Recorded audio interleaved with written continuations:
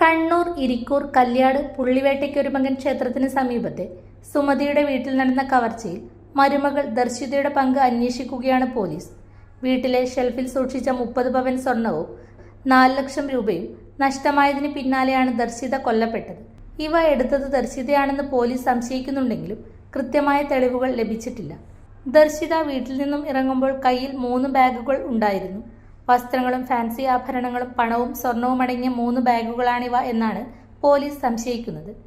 ദർശിതയെ bus സ്റ്റാൻഡിൽ കൊണ്ടുവിട്ട auto തൊഴിലാളി ഇക്കാര്യം സ്ഥിരീകരിക്കുന്നുണ്ട്. കർണാടക പെരിയപട്ടണത്തിലെ വീട്ടിലെത്തിയ സമയത്ത് ദർശിതയുടെ കയ്യിൽ 2 ബാഗ് മാത്രമാണ് ഉണ്ടായിരുന്നത്. ഒരു ബാഗ് വീട്ടിലെത്തിയില്ലെന്ന് ദർശിതയുടെ വീട്ടുകാരും വ്യക്തമാക്കി.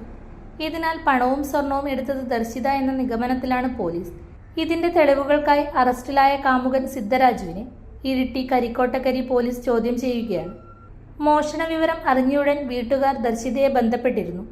തന്റെ താലിയടക്കം വീട്ടിലെന്നാണ് ദർശിത വീട്ടുകാരോട് പറഞ്ഞത്. മോഷണ വിവരം അറിഞ്ഞതിനാൽ തിരിച്ചു വരികയാണെന്നും ദർശിത പറഞ്ഞിരുന്നു. തിരിച്ചുള്ള യാത്രയിൽ വീരാജ്പേട്ടയിലെത്തിയെന്ന് വിളിച്ചറിയിച്ചിരുന്നു. എന്നാൽ പിന്നീട് ദർശിതയെ ബന്ധപ്പെടാൻ സാധിച്ചില്ല. സിദ്ധരാജുവുമായി ദർശിതയ്ക്ക് 6 വർഷത്തെ ബന്ധമുണ്ടെന്നാണ് വിവരം. ഈയിടെയായി ദർശിതയുടെ സ്വഭാവത്തിൽ മാറ്റമുണ്ടെന്ന് ദർശിതയുടെ ഭർത്താവിന്റെ സഹോദരൻ പറഞ്ഞു. മോഷണം നടത്തിയ വീട് പൂട്ടിപ്പോയത് ദർശിതയാണ്. തിരിച്ചു വന്ന അമ്മായിയമ്മ മുറിയുടെ താക്കോൽ കാണാതെ അന്വേഷിച്ചപ്പോഴാണ് പണവും സ്വർണവും മോഷണം പോയതായി അറിയുന്നത്. അപ്പോൾ തന്നെ ദർശിതയെ വിളിച്ചിരുന്നു. ദർശിത ഫോണെടുത്തപ്പോൾ മറ്റാരോടോ സംസാരിക്കുന്നത് കേൾക്കാമായിരുന്നുവെന്നും ഇവർ പറയുന്നു.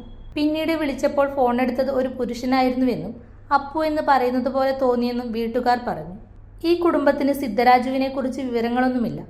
ദർശിതയുടെ സംസ്കാരം കർണാടകയിലാവും നടക്കുക. സിദ്ധരാജുവിനെ ഇരിക്കൂർ പോലീസ് കസ്റ്റഡിയിൽ വാങ്ങിയ ശേഷമായിരിക്കും ഇവിടുത്തെ ബാക്കി നടപടികൾ. ഹാർഡ്വെയർ ഷോപ്പിലെ ജീവനക്കാരനായ സിദ്ധരാജു കർണാടക പെരിയപട്ടണം സ്വദേശിയാണ്. ഹൊൻസൂർ സ്വദേശിയാണ് ദർശിത. മകളെ വീട്ടിൽ നിർത്തിയ ശേഷമാണ് സാലിഗ്രാമിലെ ലോഡ്ജിലേക്ക് പോയത്. ഇതിനു മുൻപ് പലതവണ സിദ്ധരാജു ദർശിതയുടെ കയ്യിൽ നിന്നും പണം വാങ്ങിയിട്ടുണ്ട്. കടുത്ത സാമ്പത്തിക പ്രതിസന്ധി ഉണ്ടായിരുന്നുവെന്നും പ്രതി പോലീസിന് മൊഴി നൽകി.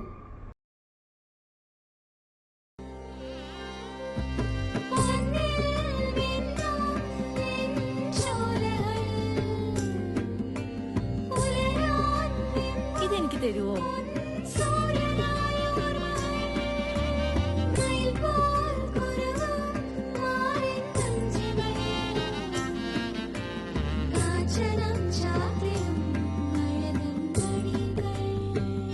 ചില ബന്ധങ്ങൾ പവിത്രമാണ്.